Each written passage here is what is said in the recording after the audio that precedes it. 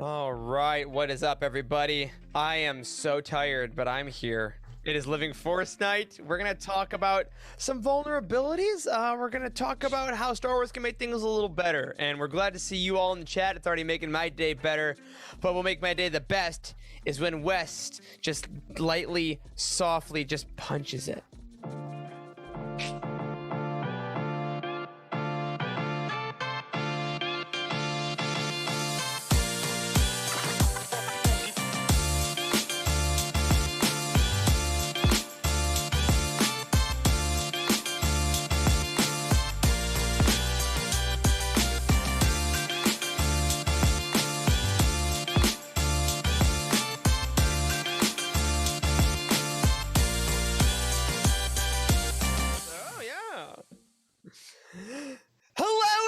Welcome into the Living Force, a UTD Network podcast / video production. My name is Eric Eilerson, and I'm one of your hosts. And joining me tonight to talk about what makes the darkness a little brighter are two glorious people and the empty absence of one. But starting off, we have Dr. Corey Helton. Hey, dude. Hello. I'm How are you? Fresh off of a 24-hour call yesterday, but I'm in the single digits, man, for the number of calls that I have to do. Like, Ever. I think, I know. I have at least one more on my schedule that I can see, and I think there might be a few more after that. But I think I got 3 or less, I'm pretty sure, which is crazy because this makes like 27 calls or something I've done since I've been in residency. Oh, my God. There's a light at the end of the tunnel, as it were. Finally, yes. And that light is as bright and as glorious as the visage of Wes Jenkins, who is also here. Man, that's so good. Never cease to amaze me. Yes, I also had a rough day, Corey. I had to drive into work today, and it takes an hour to get there. But I listened to Out of the Shadows on the way in and on the way back.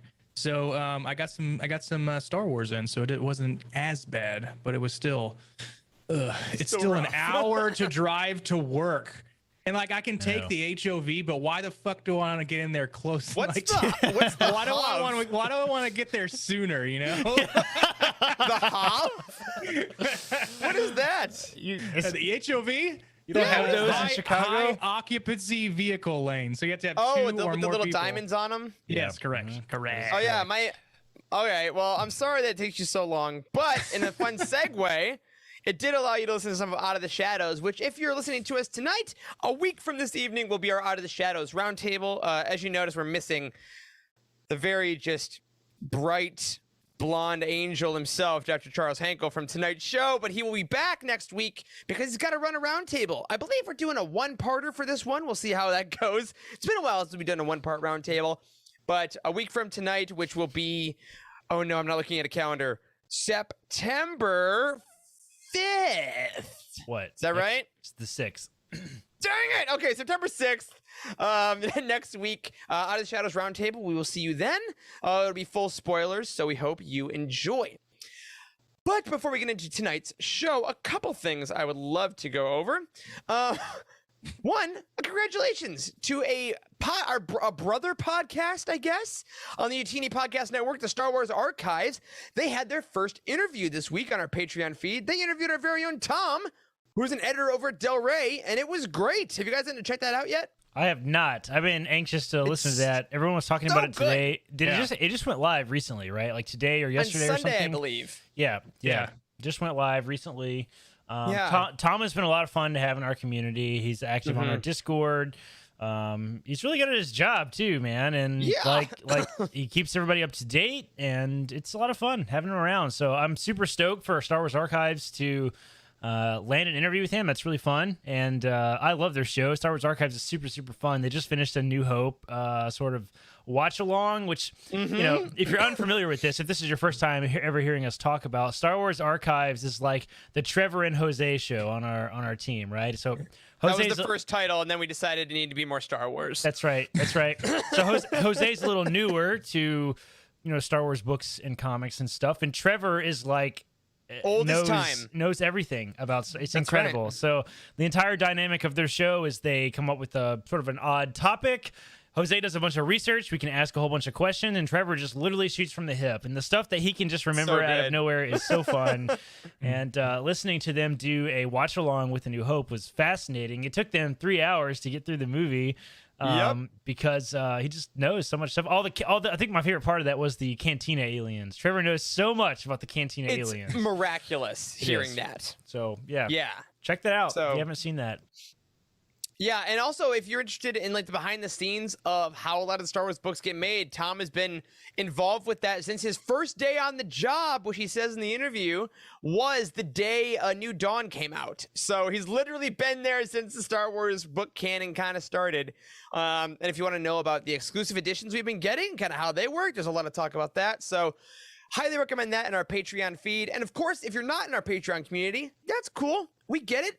Star Wars Archives also has a separate podcast feed in all your major podcast platforms on a 3-month delay. So in 3 months, check that out, or you can join our Patreon community for early access. Now, before we get into our Patreon updates, though, Wes and I and 8 of our dearest friends had a lovely little event this past weekend. We jumped into the Discord voice chat on Saturday Eve, and we had the 2nd annual Utini Fantasy Football Draft. So we're not going to go huge on this, but there will be weekly updates once the season starts, as there were last year. Wes, you did not play in the league last year. How was your first experience drafting with your fellow Utinians? You know, I was surprised at how well all the players that I had in my queue were removed very quickly, because everybody was super knowledgeable about the players they need to take and in the rounds and reaching for players they need to take because they knew it'd be taken earlier.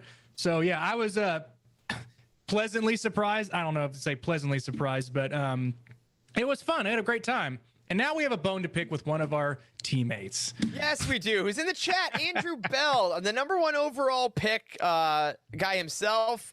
He drafted pretty well. You know, everyone drafted pretty decently. And then after the draft, he started doing some trades. And for those of you that are familiar with fantasy football, you don't usually make trades 4 seconds after your draft is over, much less like 5 or 6 of them with some of the best players in the league. But Andrew decided to make a lot of trades, which some may have called ill-advised or insane. And Wes, what was his singular goal that he eventually got to by the end of the night? Andrew wanted to have a team full of Alabama Crimson Tide players, former players that played for the freaking Alabama Crimson Tide. No matter what position they played or how far along the depth chart they were in college, they're on his team. So first things first, I'm glad this isn't a money league. Like we all pay an entry fee, and because it's free and fun. Because some of those trades that were made should have been vetoed immediately. And Eric and I and probably half the other teams on there were just baffled by these trades that were going on. And it essentially makes other teams better while it makes his team worse. Inorganically, anyways, well done, Andrew. We're real thrilled with your Alabama team. I can't wait for you to be in last place. So whatever. There we go. We will not. Yeah, boo this man. Boo this man. But we will be giving. This is not going to be a huge sports talk podcast, but I will give weekly updates on who's doing very well. And hey, if Andrew wins the league, y'all, you heard it here first. Last thing we'll say there to those of you who know things about fantasy football, he traded Derrick Henry he traded Christian McCaffrey and AJ Brown for Derrick Henry and he traded away Stephon Diggs and McCaffrey. He got AJ Brown and Derrick Henry. So if that means nothing to you, that's great. We're going back to Star Wars. If you know what that means, pick your jaw up off the floor and let's keep on moving. All right. So now to our Patreon community. Thank you, JG Curse in the chat for that. Oh my God. Yeah. So our Patreon community does not pay us often to talk about sports, but they do like to send some money to talk about Star Wars. And we want to thank our newest patron, Rachel Sapansky, for becoming a monthly patron. And we also want to mention that we are in the process of scheduling our community Rogue One watch party because of our Guardians of the Whills patrons especially. We got to that. And we want to keep reminding you all that our next Patreon goal Like maybe if some of you want to join Patreon to listen to that interview with Tom, you may help us get to our next Patreon goal, which is an Attack of the Clones commentary, where we will all hang out and talk over the movie Attack of the Clones. So we hope you enjoy that when we get to it. Now, Charles isn't here. I feel empty. I feel unprepared. But I guess it's time for me to try to read our patron of the week, who this week is our very own Chris F4, very active in the Discord, and he said this. Howdy, my name is Chris F4, or Chris, and I hail from the great city of Houston, Texas, home of the best football team in the world. He did not say that. My earliest Star Wars memory is from preschool, where our teacher put a VHS of The Empire Strikes Back on and quickly turns it off during the Hoth sequence because she realized it probably wasn't age appropriate for a bunch of preschoolers. The next Star Wars memory I have after that is watching The Phantom Menace on VHS in the living room, and the rest is history. My favorite Star Wars story is probably one that few people have heard of other than my occasional shilling in the Legends Book channel. It's the 9th book in the X-Wing series, Starfighters of Adumar. Aaron Alston writes a wonderful tale that has stuck with me for a long time, and for my money, this book has the best humor out of any Star Wars book. Definitely worth a read. I originally stumbled on Youtini during the book box days, but never signed up because I was a broke college student with no job at the time. I salute you. During the early stages of the pandemic, I started getting back into reading Star Wars books after a long hiatus and wanted to listen to a podcast about such a thing and rediscovered Youtini. Your infectious joy and positivity has brought a smile to my face many times during this pandemic, and once I finally caught up to the current episodes, I knew I had to help support y'all make this and all of your other amazing podcasts. Thank you. My question for the hosts: if you could get a full-length novel about any background character from the films, who would you choose? Background meaning either no lines or very few lines. Bail Organa doesn't count. Eric. All right. Well, Chris, thank you. I love that story. I love your teacher who tried to watch Empire in preschool. Massive flex. Yeah. Luke getting his hand lopped off. Yeah. Oh my God, no! I was trying to. She said that she cut it off in the Hoth sequence. I'm trying to think what is it that was in there that like made her cut it off? Was it the? Yeah. Is it the Wampa? Maybe. Yeah, like I was thinking maybe the Wampa. You know. Might Yeah, and Luke cuts his arm off, and there's like blood everywhere and stuff. Maybe that's yeah. it. Yeah. Didn't even get to the incest. Or opens up the.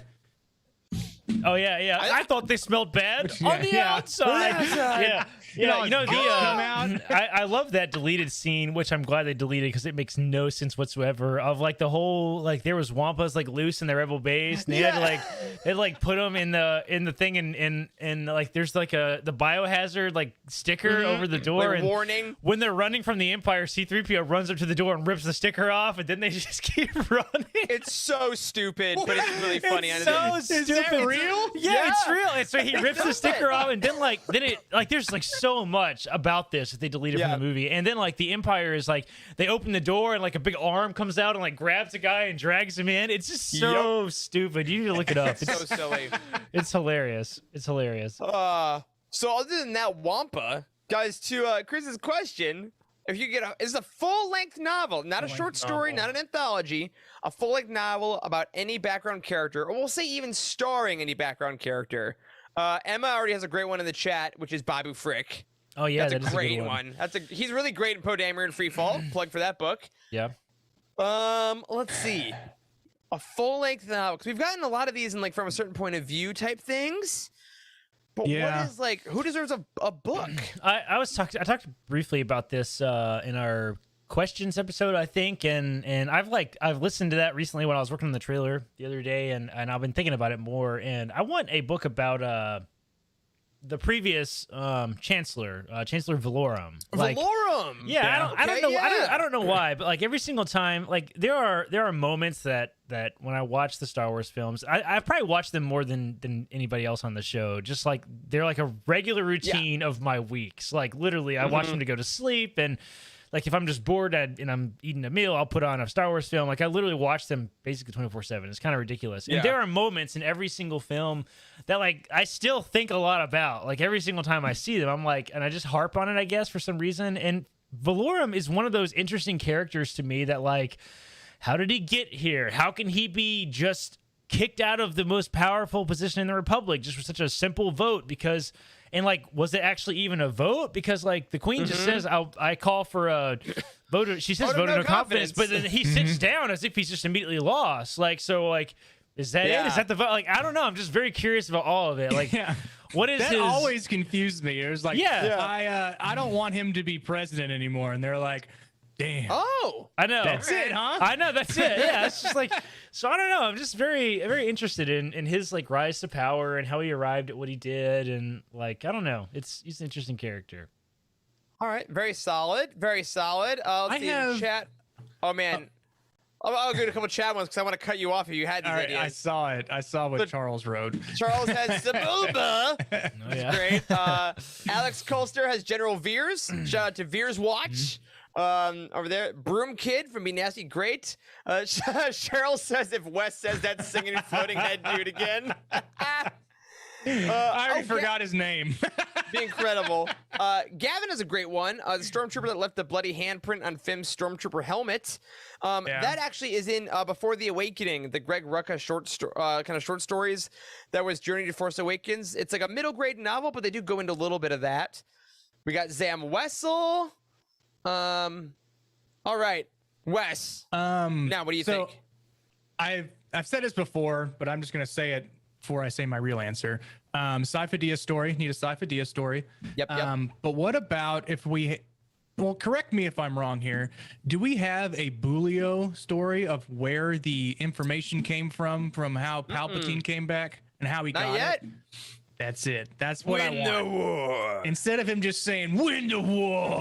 Win the war. We want to know how you got that information. Well, it's a long story that led to winning the war.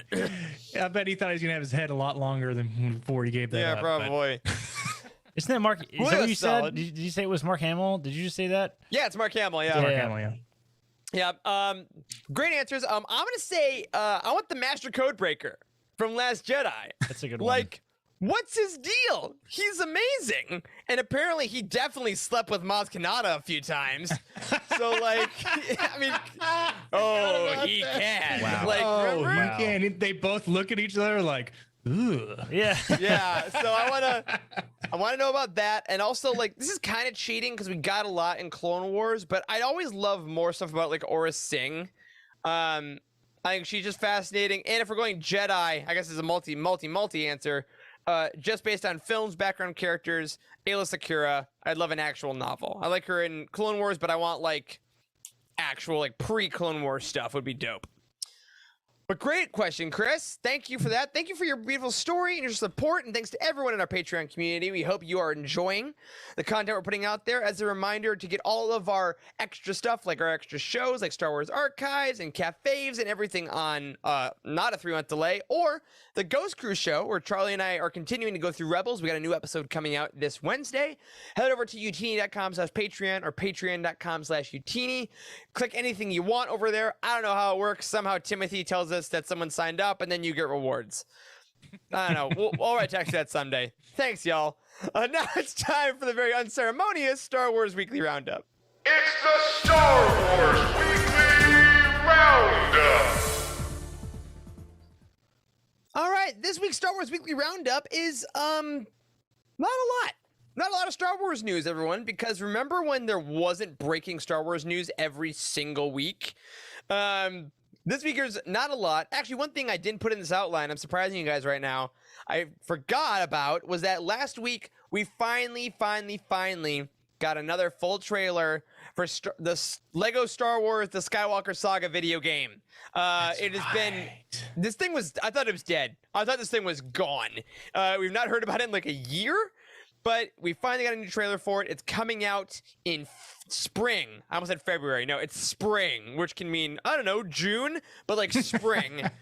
So I want to ask you guys, because we all play video games a decent amount. Have you played the previous Lego Star Wars video games? Do you have interest in this one? Yeah, I have. I played them back on the Nintendo DS back in the day. Oh my god! Oh, yeah. The DS! Wow! They had a couple on that. That was, I think, the first system they had any Lego Star Wars games on. But I think I've played the Force Awakens one also. But I mean, this game has been on my wish list on Steam like since they announced it, basically, because it's Star Wars. And yeah, I mean, I'm definitely gonna play it for sure. Like because there's something special about it that I don't really understand. I think like because it's like all the games combined into one sort of. No, it's a brand new game. It's like it's just all the movies. Yeah, okay, they built it all. Interesting. And Yaddle's in it. That's really the most important thing. You take Yaddle to Dagobah. Come on. I've never played any of the Star Wars game, but I think it's hilarious how they use like all like Lego pieces for everything, and it makes it even more funny. And there's a lot of comedic like relief in there too. The only time I've really ever seen playing outside of seeing it on like YouTube videos or this trailer is when I watched Heather play it on game night, and she did a phenomenal job. I was laughing the entire time. She has some great sound bites from that one. You already put the words in the chat, man. Utini Game Night will absolutely be doing the Skywalker Saga Lego Star Wars. We're not sure who. I'm sure a lot of us will be getting it, so maybe we'll have different people doing it different nights. But of course, Wes has a bunch of plans for Game Night coming up. We have briefly talked off camera about, so stay tuned this next year, at these next couple weeks, for maybe a new kind of Utini Game Night. Ooh, a tease. I finally figured out how to work OBS. Wow. Oh, it took me 3 years. Ooh. But speaking of someone else who just recently figured out how to work some new technology on the Utini team, we want to take the Star Wars Weekly Roundup to congratulate our very own Caroline, who was in the chat earlier. I'm not sure if she's still around now, but she had her first Utini YouTube video this week. It was all about her bookshelf. She got us onto BookTube, which somehow, as a book site, we've never been on. Yeah. I mean, can we be honest? I had never even heard of this until Caroline brought this up. Me neither. No idea. Apparently, there's a huge community all around, like reading together on YouTube, which makes perfect sense. I mean, YouTube is like the place of niche hobbies. So, I mean, it's awesome, and she kicked us off, and it's really good. Yeah. And for those of you, if there's any of you that didn't watch her video, because we got a lot of, what do you say, analysis, engagement, that's what I'm looking for, interactions and engagement on it. We actually wanted to show you guys the intro of her video right now, in case you missed it, and definitely go back on our channel and check out Caroline's awesome work. So yeah, if we have that queued up, let's go ahead and show the people a little bit. My name is Caroline, and welcome to my bookshelf tour.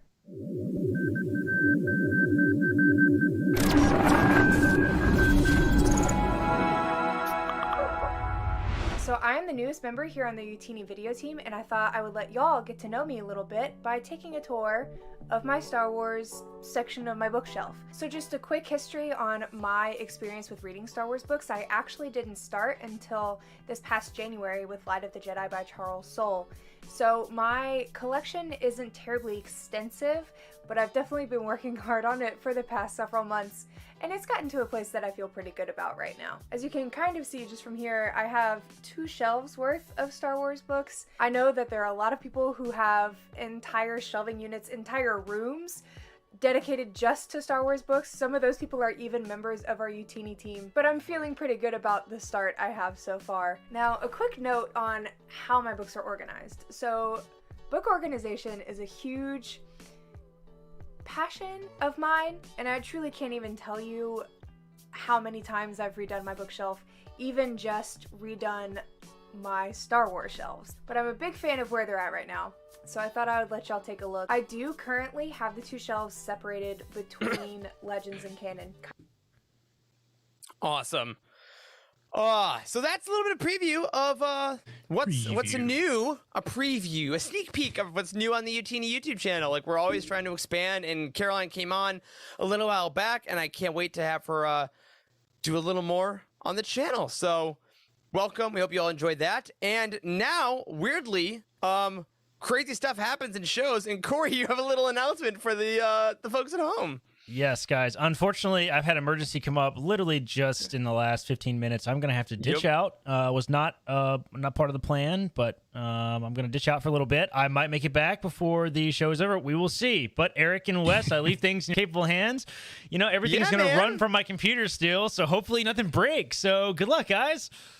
Great. Do we have a 2-spot cam? We do have a 2-spot cam. I'll set it up. We do, but I'm not in it. All right. So we'll have Corey set that up. So while Corey's setting that up, how wild.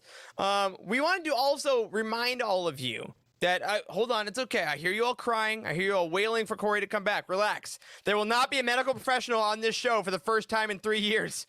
It's okay. Tomorrow, which is Tuesday, August 31st, if you're watching this live or if you're listening to it later, this past Tuesday, we got another Star Wars release, Tempest Runner by Kevin Scott, the audio drama, the third canon audio drama that we're getting is finally coming out. This is going to be taking place in the High Republic era, featuring the Tempest Runner herself, Lorna D, the Twi'lek. So if you have not pre-ordered this on Audible, or anywhere else you get your audiobooks, make sure you do that.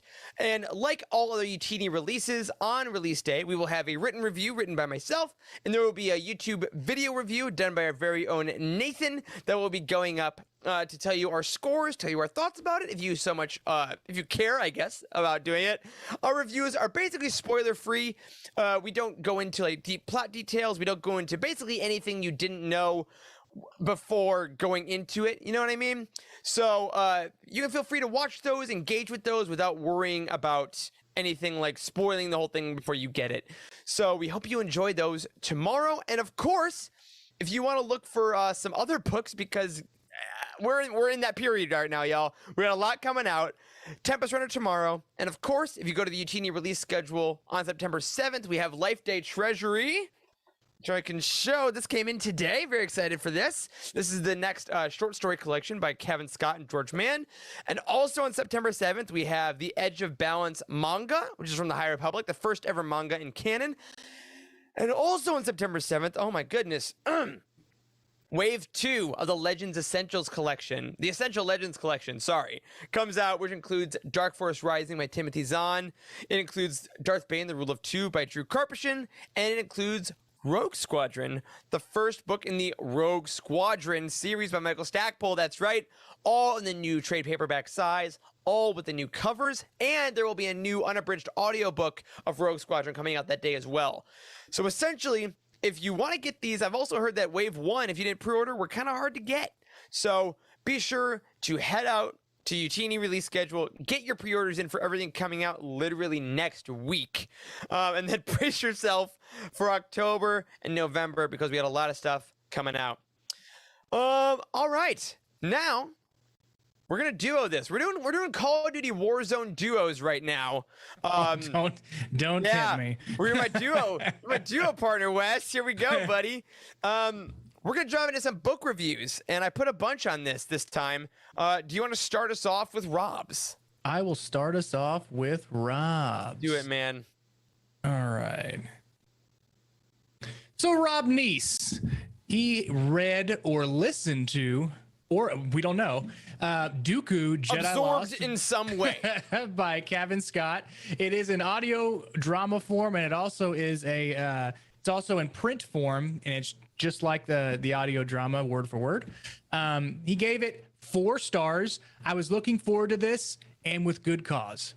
Ever wanted to know more about Dooku of Serenno, the man, the Sith, the legend? Incredible. Well, this delightful full cast audio drama will take you more than halfway there.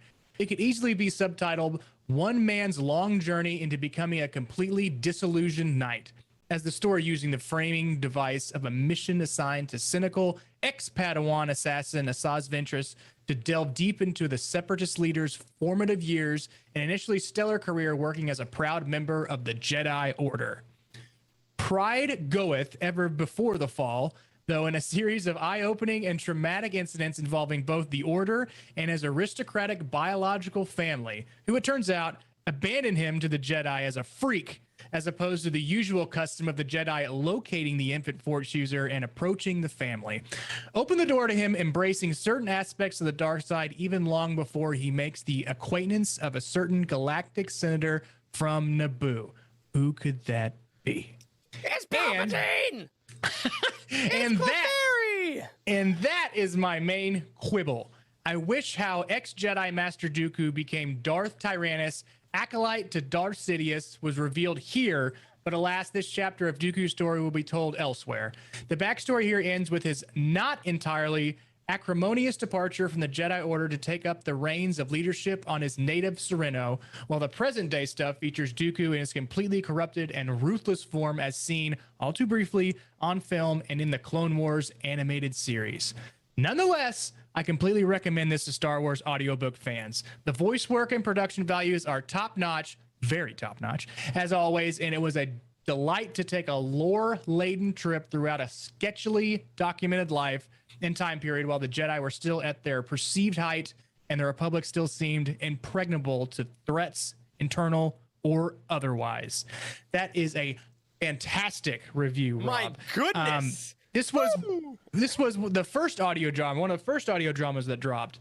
And the first one that I actually listened to and got a piece of all the music, the score, the background like effects and all the different voices. So it was a welcome addition to my new listening to books and reading them at the same time. But the audio dramas are amazing if you haven't even delved into these before. So get yourself And I love Dooku. I remember I did this one a lot walking the dog, which was super weird. And I just pulled off my shelf. This is the script book here. I know he reviewed the audio drama itself, but the script book is like pretty thick. It's like over 400 pages of content here.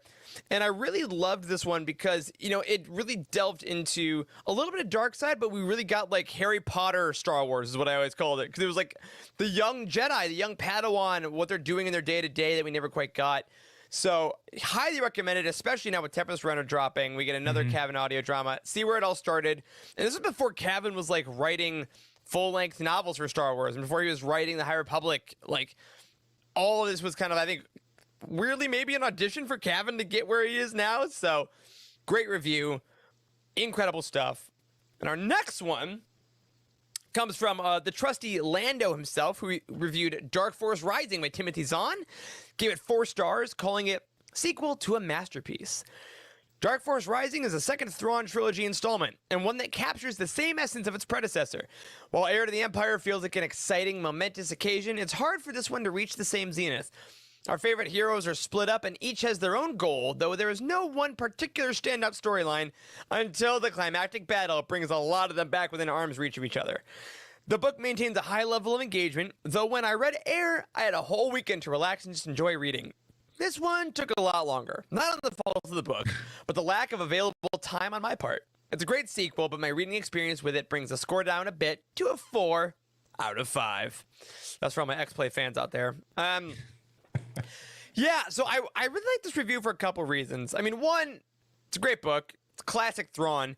But 2, I love what he says about how you read a book affecting your enjoyment, which I think we'll talk about later in the main part of the show. But like where you are mentally for Star Wars can really affect kind of how you feel about a project, can it? I definitely like if you sit back with a book and you have the candle going and it's at night and you've like carved out a couple hours to read, then you can really take it in. But if you're kind of like me and you're just trying to bust out a chapter every night right before you go to bed and you're already tired, you're not going to really take it in like you should. You should be able to, you should be able to engulf yourself in that story so you know how the characters are feeling. You definitely give yourself longer than 30 minutes. It's weird because I find myself doing that exact thing right before bed. It's like, oh, this is what I'll read because if I could play video games or I could watch TV or do anything else. And the times when I do just sit down and have those couple hours, like I like to put in the headphones and put on like lo-fi or instrumental music and just go into a book. I'm like, oh, that was really great. It's like, was it? Or were you just in a really good mood? And I think, honestly, it gets more pronounced the older I get, too. Like, the 30s, I think, are the age of the emotional, like, environment. Like, I need to set up my parameters. I need to be comfortable. And then I can fully engage in something, as opposed to being, like, 21, being like, I can be on a concrete floor and hungover and read a Star Wars book. I don't care. Not so much anymore. Yeah, I've had the project of putting a chase lounge in the corner of this room and being my reading area, but I just haven't got it. So instead, I put up this amazing poster of the Houston Astros banner that is. Halfway there. All right, man. Bring us home with Randy's review of Death Troopers here. All right, Randy G read Death Troopers by Joe Schreiber, gave it 4 stars, and put a space horror with Star Wars sprinkled on top. This was a fun read and an unusual direction for the Star Wars universe. The book lends itself to typical zombie themes we see in modern media, and the way the author does horror seems very influenced by the Aliens movies. Great movies. As far as a must-read for Star Wars fans, I think it is definitely skippable. I did honestly feel that the Star Wars elements were shoehorned in. The fact that the prison barge is Imperial and the derelict ship is a Star Destroyer is pretty irrelevant. This novel could have easily been packaged in a generic sci-fi setting without taking anything away from its enjoyable. That being said, I enjoyed this book both in print and via audiobook. I'd recommend the audiobook for this as it adds to the immersion into the horror to be able to hear the screams and sounds of gore. I felt genuine fear and nausea at times with the accompanying sound effects on Audible. See, that's the kind of stuff that makes you want to read this book. Even if it's skippable, you're going to learn something new that you've never learned before, and then you'll get immersed in this, like in the background effects, and you can probably listen to it while. I think like a great way to take in these audiobooks is like while you're cleaning, because you don't want to do it. Yeah. But if you're cleaning and you have an audiobook on in the background, then it's almost like you're getting, well, it is like you're getting 2 things done at once, but you also you're not upset about cleaning when you're listening to an audiobook and learning something new. Yeah. And you're not like, I find when I'm cleaning, I'm not like reading things. I'm not trying to take in other information that can kind of get confused with audiobooks, to get distracted easily, like when I'm driving and stuff. But I just love this like ad for Audible. It's like, hey everyone, do you want to hear the screams and sounds of gore and the pure terror within your ears? Audible. Try it now. Like this is gonna easily be. This is Audible. This is Audible. Time to scream in terror on the realistic sounds of people being impaled. But yeah, if you want to check that out, go to that. Look up Death Troopers on utini.com. And we also got an Audible link. We like rarely talk about it. But if you haven't ever tried Audible for these audiobooks, go to utini.com/audible. You can start a free trial. You get your first audiobook for free on us. Even if you don't keep Audible, that remains your book forever. So use it on Death Troopers. See if those screams are actually blood curling. And I don't know. It's hard to segue out of that, but I'm going to do my best. If you want your reviews of blood-curling books or fun ones, look up your book on utini.com. Scroll down to the bottom of the page. You'll see a star rating and a review that you can leave. And hey, maybe we'll read it on the show. Keep them fun and keep them interesting, and maybe review some books that not a lot of people have read. We always want our audience to find new things. So with that, we are going to take a quick break to show you an ad about, I believe, the rest of the shows we have at the Utini Network. And then it's the Wes and Eric Show. We're going to talk a little bit, though, about some harder things about how Star Wars can really help the dark parts of our life seem a little brighter. So sit right there. We'll be right back.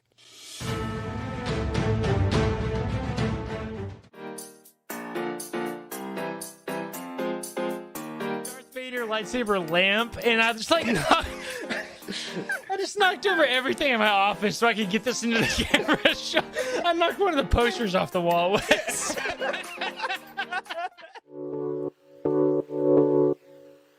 Anderson cover. I have heard the Anderson cover described by some friends of mine as one of their least favorite Legends covers, and I don't totally know why. Maybe it's just because Depa Billaba has this dead stare in the background. You know what it is?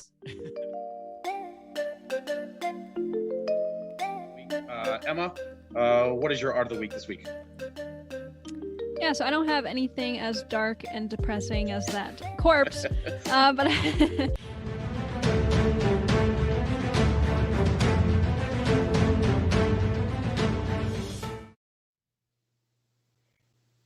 All right.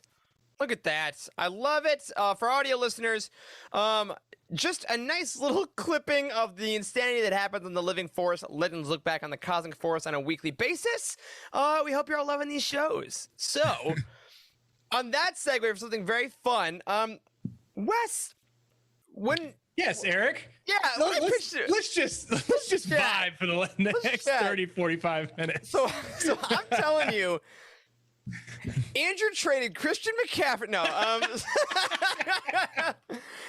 oh man. So when we're thinking of what to do for the show this week, because a little bit peek behind the scenes, everybody, we try to plan these shows out a decent amount of time ahead. We have so many reviews and roundtables that we have coming up this year that's been pretty easy. And this week, we had what was originally going to be the 2-part roundtable of Out of the Shadows. And then we decided, you know what? We're going to make it 1 part. We need Charles to be here. What should we do? And I had a moment where I was just thinking about kind of the broader world and about how things have just been kind of tough lately, you know? A lot of the world is being plunged back into kind of the sequel to the pandemic of a really horrible year.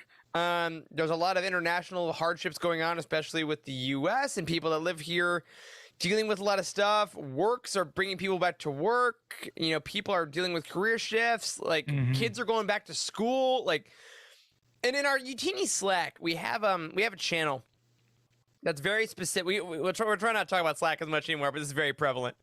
We have a channel that we kind of created for the staff's mental health, where we can all just kind of share things in our life that are not Star Wars related, that either are great or things that are hard. And lately I noticed that we were having a lot of things that were just pretty hard. And I guess, Wes, I want to not to put you too much on the spot, because we're not, this isn't a got you episode. It is only you. Do you, I guess in the lamest terms, what do you think about the world right now? Like how are you doing?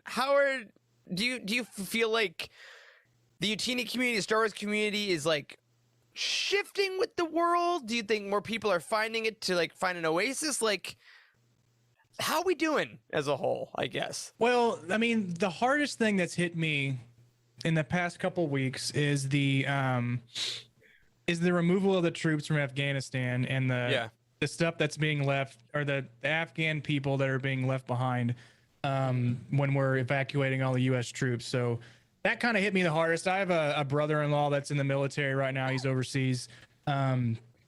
So that's kind of put me down in the dumps a little bit. But kind of navigating all that, we have, like Eric said, there's a channel that we all use for all the Utini teammates to kind of express how we're feeling. And nobody's alone when we're talking about kind of how we're feeling and our hardships and how some of us are feeling down. We're all it's not that we're all down in the dumps or anything, but we can all kind of relate. And it's a good way to express to people that kind of feel the same way you do, like they have the same interests as you do. So, I mean, not to out Corey or anything, but he was kind of feeling down in the dumps as well, because he's a doctor and he sees this horrible crap that goes on every day. And he, I mean, his kind of oasis is to go back and to watch like A New Hope, or it's go back and watch. He watched Attack of the Clones recently, and it kind of made him feel better. Just having him send us these messages throughout was, you could see his spirits lift up. So that was really cool to see. It was cool to see that we have kind of an outlet through something that we all love, that we can relate to each other with. Yeah, and I think it's been interesting because this past year, while being one where we are kind of faced every day with, you know, things like, you know, rising death tolls with like family members. Like I had one of my dear friends just lost his grandmother through COVID, like over a year and a half after we thought it was starting. You know, it's this onslaught of really hard real life things. Like, I mean, this week we have all the people in New Orleans, which like, if you have family down there, we hope they're okay. We hope, if you're down there, we hope you're staying safe. Like, the real world can really get overwhelming with a lot of hard things lately, especially. But we've also experienced simultaneously just some of the most creative output in Star Wars, especially that we've ever had. I mean, you just think of the volume of stuff we talked about on this show with books and comics and shows, and there's just been this beautiful dichotomy of really hard things in the real world with really beautiful creative expression, kind of all based around hope. And I think that's one of the things that really helps with Star Wars is that the first movie, retroactively, is literally called A New Hope. Like, the entire series is based on it. And one of the things we talk about at Youtini a lot is the power of positivity, right? We started this company, this podcast, because we wanted to be a voice of positivity amongst the less so positive voices on the internet that aren't always just stoked about stuff. But I think that it's been the difference between being positive and being ignorant, right? Like, being ignorant of how hard the world is doesn't mean you can't also try to find joy. And I guess I wanted to start. I'm going to keep saying I want to start this conversation until we're done with it. That's my little goal here. I'll start by asking you, Wes, and all of you in the chat as well, please chime in. What are some of the things in Star Wars specifically, we'll stay on brand, that have been kind of your go-tos this year when you just need a lift? What's weird for me, usually I'll watch the movies, right? I mean, I love A New Hope. I really like Phantom Menace. But my main go-to that makes me feel good, for lack of a better term, is Rebels. For those of you who don't know, so I actually caught Rebels live, like probably mid season 2, and then I was watching it on Disney XD. It would come on like at 9 p.m. or something, and I was super excited. Like, on Wednesdays, I'm an adult male. I was like 35 years old, and I was stomach on my bed with my legs kicking in the air, like, I'm ready to watch Rebels on Disney XD. Let's do it. And every time I turn it on, I remember that. I remember the sneak peek of Hera, like, having her accent. They were like, they showed a sneak peek of that, of what's coming up next week, and I was like, oh, how the hell am I gonna work for another week until this show comes out? And I was like, get a grip, Wes. But it's like being excited about that kind of stuff kind of brings me back. And so I think I'm on my 4th rewatch of Rebels right now, and I love it. Yeah. So that's kind of my getaway whenever stuff gets super hard. I mean, recently I've watched, like, last week I watched probably 4 or 5 episodes back to back every night. For those of you that don't know, and probably not a lot of people know, I recently got passed up for a promotion, not really a promotion, just a different position or whatever. And I put a lot into it, didn't get it, but that's fine. Kind of down in the dumps with everything else going on. I will work harder to get the next thing that seems interesting to me, but that kind of made me sad. So Rebels was my outlet for that week. Yeah, well, one F's in the chat for Westford's promotion. Also, hi buddy, Morgan is also very displeased with everything happening in this episode. But I want to say, like, one of the things that's really helped me in this, we actually got F's in the chat. That's hilarious and dark, and I love you all. I know. I don't know about that. Rebels has been a great one for me too, because as me and Charlie have been watching it for Ghost Crew, I've realized that watching it over this past year has been so different than watching it live, because I watched it live, but in the very adult way of my own, which was torrenting it illegally every day after, because I did not pay for Disney at that time. I wasn't just rolling in dough like I am today. Disney Plus wasn't a thing yet, and right. I just remember that now watching it, there's so many more themes I discover. Like, we just watched the episode as a sneak peek for you all, where Rex and Kanan and Ezra go to the planet where the Imperial tactical droid is, and they're like, we need to do one last battle to end this war, right? It's in season 3, and it was so weirdly timed because, like you said, Wes, with all the stuff going on with Afghanistan now, and the fact that a lot of soldiers are wondering what their purpose was in a war that doesn't seem like it maybe had a victor. To watch this kids show kind of helped me process it a little bit, to be like, that's what Rex thinks. Rex is also seeing droids that are fighting. There are an Imperial droid that's like, I need to win this war and I need to be honorable, and I don't understand what happened. I don't understand why my purpose is no longer real. And like, it was so crazy watching this children's Star Wars show from a few years ago this week. Just kind of put a lot of that in perspective for me, and being able to talk it out.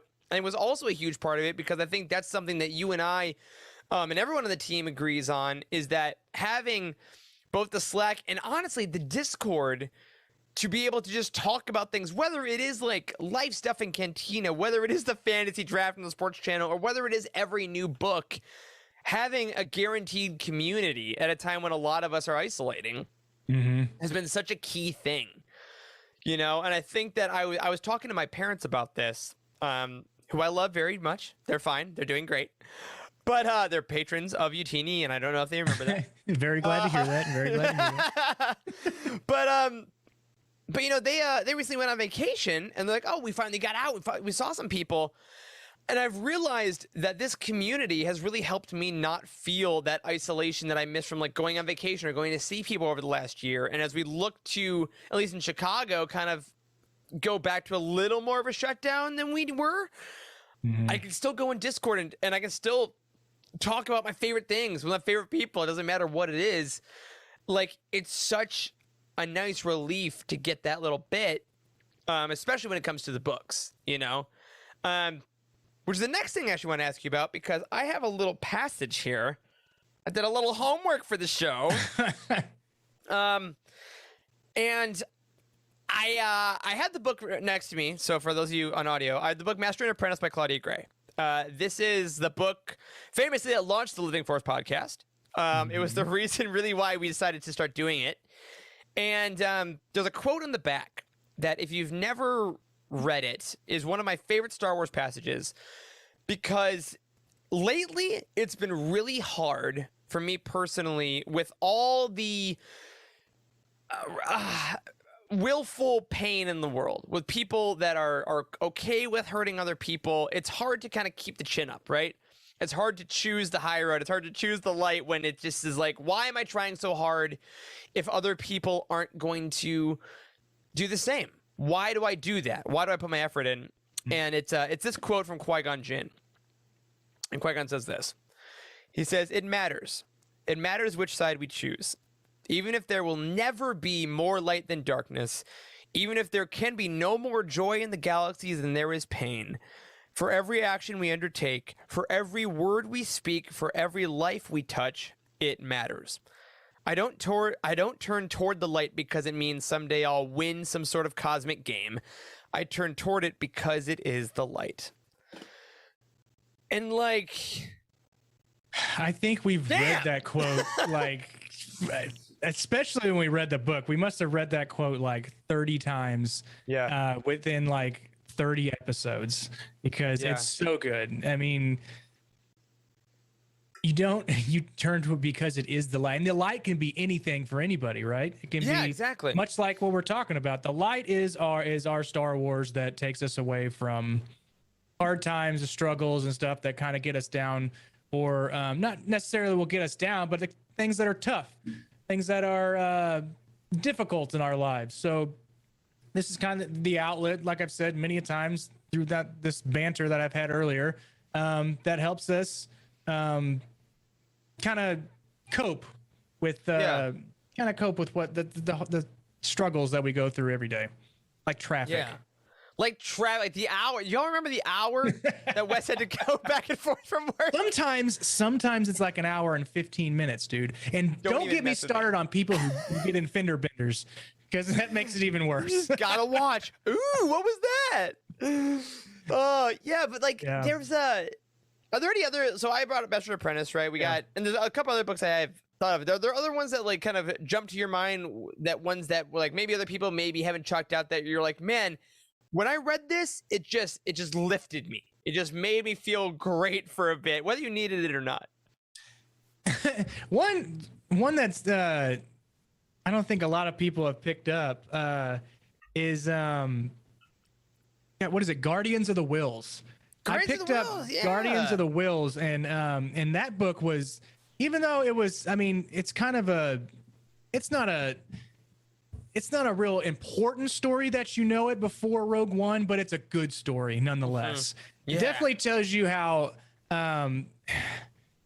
You gotta remind me of the characters. Starts with a B. Chirrut Imwe and Baze Malbus. Baze Malbus. How Baze Malbus gets that. Basically, it's a tank weapon, and he just straps it to his back and uses it to blow people up. It's so cool. It gives you the origin story of where that comes from. So that's super cool. Because I haven't talked with a lot of people that have read that book. So I kind of has a special place in my heart to read that one. And that book, and then the first group of the 40 short stories from A New Hope. From a certain point of view. Yeah, from a certain point of view. Yeah. I lobbied for that book to be like tier 2 real hard. I was like, Corey, but you can't be putting this in like tier 3 or 4. I mean, it's really good. It talks about all the stories in A New Hope. Everybody's seen A New Hope. It helps you go through it. And he's just like, tier 3 at the best. And I was like, all right, man. But that was Corey's a hard cookie. He's a hard cookie, friends. That was my first canon read, and I thought it was just baffling to me that there were all these outside stories of all these characters. I had never read any of the Tales from Legends books yet. Didn't know they probably existed. But that was my first canon read, and I was telling friends like at the bar, I was like, dude, have you read this book before? And he's like, what book? And I was like, it's a Star Wars book. And he's like, is it canon? And I didn't even kind of know what canon was. And I was like, it's canon. And I didn't even know what I was agreeing to. But yeah, that's great. I was just amazed that I like all these stories that kind of caught on to that movie that I've seen, I don't know, maybe 100 times since the beginning of, I don't know, my Star Wars years. So knowing all these extra side stories, I mean, that kind of lifted me up. So that's kind of the book that I always have on my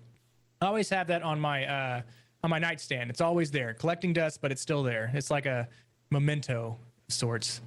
That's great, because I love the anthology books like that. Both from a certain point of views, and a couple that I'm about to talk about are great, because when you are in either a stress spot or a hard spot, it's nice to be able to pick something up and not feel the freaking stress of having to read a whole book or get super involved in something. Sometimes it's like, cool, I just want a story. It's a smaller story. Maybe it's silly. Yeah. Maybe it's cool and it feels still a little familiar. Like they talked a lot about this year, how a lot of people are like rewatching The Office and Brooklyn Nine-Nine because it's that comfort. It's like, I don't have to read about what's coming. The world has enough uncertainty. And while we all love new things, I think going back to visit some of those smaller things is a great idea, especially... He turns in his chair. Star Wars Myths and Fables, right here, by George Mann, with art by Grant Griffin. One of the surprises of, this was 2 years ago now, I think. Oh, wow. I think. Or was it last year? No, George writes a lot. I think it's 2 years ago. Yeah, but this was a kind of all ages read, I guess I would say, that was just a bunch of like short stories that were myths and legends from the Star Wars universe, if you haven't read it before.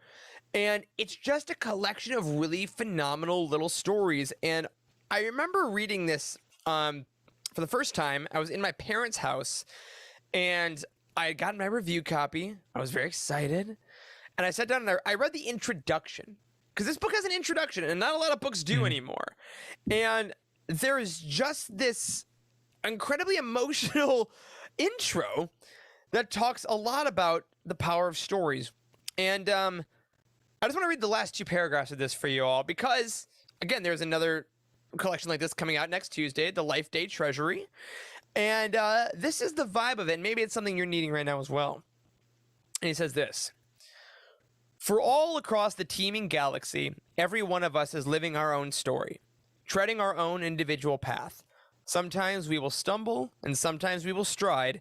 But no matter our destination, our tales will live on, told by those whose lives we touch, rippling out across the stars throughout the generations, because stories are immortal, eternal. Here, then, are a few such tales, sought out from across time and space and carefully transcribed. Whether they are true or simply echoes of things that once came to pass, no one can be quite certain. Trust instead that before you lies more than a mere collection of words and pictures, and may you be emboldened by the power held within these pages. That's the introduction of a kid's book in Star Wars. And like, I cried when I read that for the first time, and I was like, I didn't realize I needed it. Yeah. I bet when adults were reading that to their kids, they like stopped for a little bit and they were like, yeah, wow. And they're like, Dad, are you going to read it or what? What's like, the first one? Is there a dragon? Sorry. It's like, yeah, but I remember when that book came out, we were kind of, we were trying to figure out what it meant, what this myths and fables meant. Are they rehashing legends? Is that what we're gonna get? But I was completely wrong. That's what's fun about this show. Loosely canon legend stories are. It's kind of what's happened throughout history, right? It's people that tell their culture and tell their culture through their stories, right? So. Putting it down in a Star Wars form I thought was really cool, a really good idea, and great marketing because there's Life Treasury. Yeah, Life Day Treasury. The third one. Yeah, and then Dark Legends was the second one, which is all the evil stuff. Still cool, but pretty evil.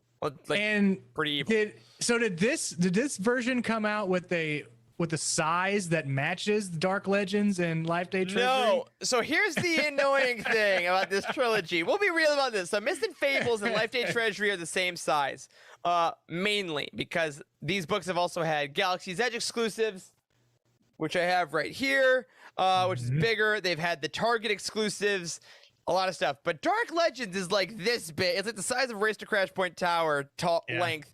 But Life Day Treasury and Myths and Fables are both the same size. So unfortunately, y'all, the world can be a hard place where sometimes books in the same series are different heights. I'm sorry, Caroline. Go watch your YouTube video. These are the struggles we're talking about. This is it, man. Listen to us, Del Rey. But I think it's really interesting as we kind of start wrapping up here. It's interesting timing to be at a decently hard place in the world for a lot of folks right now, and to have in September a holiday Christmas type book comes out, the Life Day Treasury. And while the full review will be up next week, and I haven't started reading the actual stories yet, I did read the intro. I did tear up again because maybe at this point in your life, everybody, as you're watching, listening, maybe it's the perfect time for a bunch of tales that are just about, hey, it doesn't have to be the most crucial thing in the world. Maybe these can be some stories about celebration, about people gathering to tell tales. And no matter what happens, no matter what hardship you're going through right now, you are definitely writing your own story that someone is going to tell. And whoever's life you touch, you become part of their story and they become part of yours. So even though there's a lot of horrible chapters over the past 2 years that a lot of us probably just want to rip out of the book that's been happening, we're still writing it. And, you know, Star Wars is still writing it. And we get to keep reading stories and living stories. And that's just, maybe that'll help you get out of bed the next day and do the one thing you got to do. And then the next day we'll do it again. And that's kind of, you know, it's just nice to remember that we're all trying to do it now and then. I mean, can we all just remember when the first episode of The Mandalorian aired and how excited, like that kind of excitement is the stuff that it's fun to remember. It's fun to relive. So, I mean, I can't wait for like Book of Boba Fett to come out, Mandalorian season 3 to come out. Kenobi. Kenobi. I mean, geez, like the manga series. There's so much coming out. There's so much to look forward to. If you are kind of feeling down in the dumps with everything that's going on, I mean, think about the great stuff that's headed our way and on Disney Plus, and the people that you can share it with too. Yeah. have that conversation about the thing you love. And you know what? If you're having that hard night, if you want to just take a break from it all, if you want to delete all your social media apps for a night and just turn on A New Hope and turn your phone off and just remember what it's like to just be simply in Star Wars, absolutely do it. And of course, we're going to be here for you. Anywhere we can digitally, we're going to be on the Twitters. We're going to be in the Discords. We got you, and we're so excited to geek out about everything, including, of course, as we get here right near the end, the plug for next week, the Out of the Shadows Roundtable. We'll be talking about it. And lastly, though, no pressure if you haven't finished it. Everything we're creating, just like everything Star Wars is creating, isn't going away anytime soon. If you're having a hard time and it starts to feel like an obligation, take a second, breathe, rewatch, reread, go to bed earlier, take care of yourself. But before we do leave, Wes, we've already mentioned a bunch of stuff coming up. What is one thing we haven't talked a ton about that is getting you so excited coming up in this year that may be hard, but at least we're getting blank? And this is anything? This isn't Star Wars related? Oh, yeah. It can be. Let's do anything. It can be Star Wars, but let's say you can have a part 2 as well. Man, one thing that I was really looking forward to that I think I missed out on, but I think they do it for NFL as well, is Star Wars night for the Houston Astros. It was when everybody dresses up in their Star Wars costumes and they go and they sit in their seats like regular fans, but everybody is dressed up as Star Wars characters. And I think they've done it before for the Texans.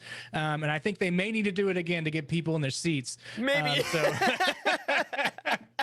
So that's kind of one thing I look forward to is to cross over my passions, both in Star Wars and sports, see how that laid out for everyone.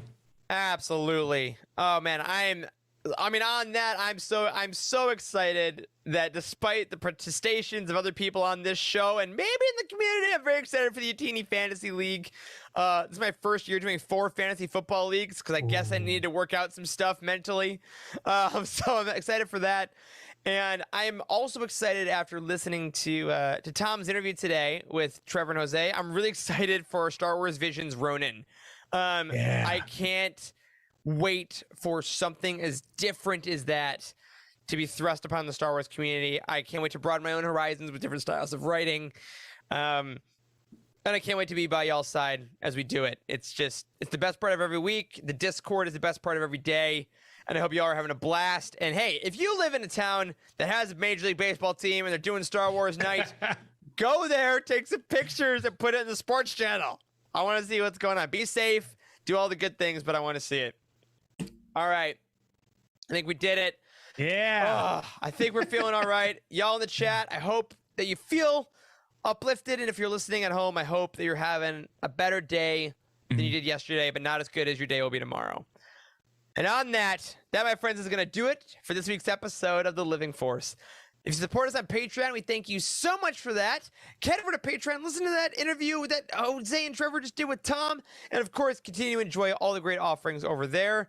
A special thank you goes out to Cheryl Bell, OK Endar, Patrick Ortiz, and Carl Sander on our Jedi High Council, and Elizabeth Cloutier, Jason Mitchell, Freddie C., and Sally and Chris Eilerson on our Alliance High Command for your amazing support of everything we do. You can find us on Twitter. I'm at Eric Eilerson. Corey is at Doc Star Wars MD. Charles is gone, but he's at C. Henkel. And Wes is at Boss Wes. A special thank you to Matt Davenport, our amazing editor. Ryan, our graphic designer extraordinaire. And Wes, our producer and community manager. Thank you to Wes and Corey for podcasting with me tonight. Thanks to all of you in the chat for hanging out. We hope you have a lovely week. And as always, may the Force be with you.